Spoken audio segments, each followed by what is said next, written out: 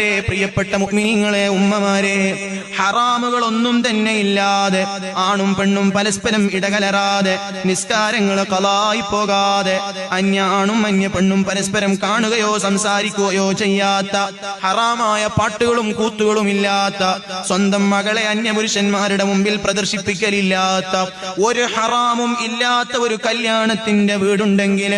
ഒരാഘോഷത്തിന്റെ വീടുകളുണ്ടെങ്കിൽ, അതെത്രേ ചെറിയ ആഘോഷമാണെങ്കിൽ, 10 ആളുകളെ വിളിച്ച് ഭക്ഷണം കൊടുത്തതാണെങ്കിലും അവിടെയെല്ലാം മലായിക്കത്തിന്റെ സാന്നിധ്യമുണ്ട്,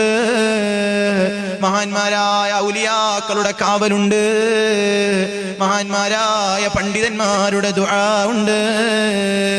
അതേ സമയത്ത് കോടിക്കണക്കിന് രൂപകൾ ചെലവഴിച്ചുകൊണ്ടുള്ള കല്യാണമാണ്, ലക്ഷക്കണക്കിന് ആളുകൾക്ക് ഭക്ഷണം കൊടുക്കുന്ന കല്യാണമാണ്, വലിയ വലിയ പണ്ഡിതന്മാരും സാദാത്യങ്ങളും മുതലാളിമാരും മന്ത്രിമാരും വന്ന കല്യാണമാണ്, എല്ലാ സൗകര്യങ്ങളും ഒരുക്കി വെച്ചിട്ടുള്ള വലിയ കല്യാണമാണ്. പക്ഷേ അന്യാണും പെണ്ണും പരസ്പരം ഒന്നിക്കുന്ന, അന്യ പെണ്ണിനെ അന്യാണിനെ പ്രദർശിപ്പിച്ചു കൊടുക്കുന്ന,